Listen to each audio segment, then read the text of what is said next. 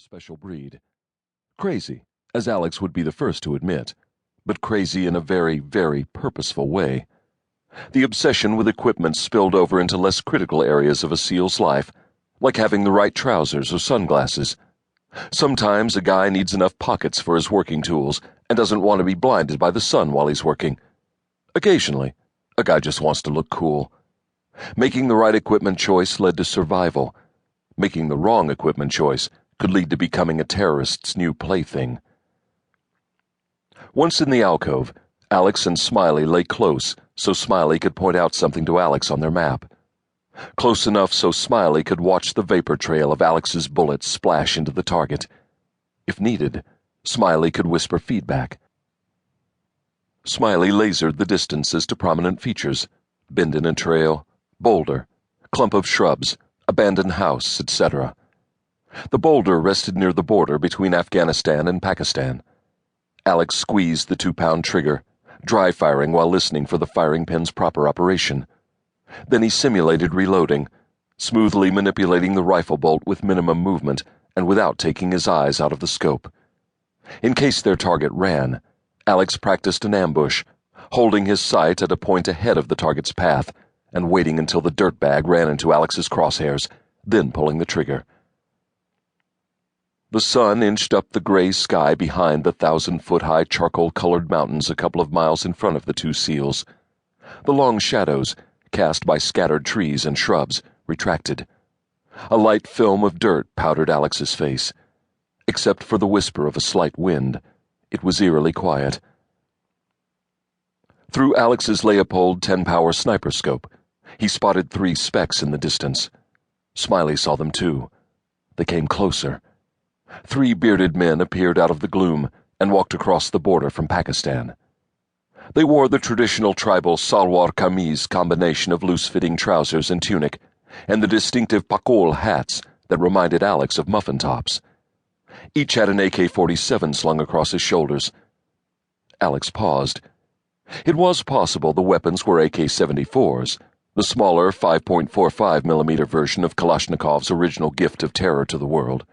But in the end, it shouldn't matter. As long as Alex and Smiley did their jobs, the terrorists would never get a shot off. Still, Alex reminded himself never to assume. It might make an ass out of you, but it could get him killed. The men stopped 400 yards in front of the SEALs at an abandoned house made out of mud. It was nestled among Afghan government buildings and a few empty shells that were once people's homes. The man in the middle was their target, Abu al-Zubaydi, one of the Taliban's leading bomb makers in Afghanistan. Al-Zubaydi first learned his trade in a Taliban training camp in Afghanistan. Recently, he had bombed the Red Cross, Afghan police, Afghan government, and others in order to destabilize the country, so he and his comrades could step in and take control. A lot of innocent men, women, and children had died because of him. The SEALs gave him the codename Half-Ass because he had only one hand, the right. Even a terrorist needs both hands to be a complete asshole. On his right side stood his bodyguard, a native of Yemen according to the intel, and on his left was Half-Ass's old friend from Tunisia, Hannibal. The 3 men wore olive-drab Chinese AK-47 chest pouches. "Zeus, this is Ambassador," Alex called on the radio. Zeus was the call sign for Patrick, Alex's boss. Patrick was a SEAL officer, but he wasn't much of a leader. He was simply a manager with no vision, reacting to events around him. Patrick maintained the status quo, or whichever way the wind blew. He liked to take credit for things his men did well, but blamed them for things that went wrong. Patrick spent more time planning operations than operating. He preferred what looked good to what actually worked. Patrick had little vision of what the future could be.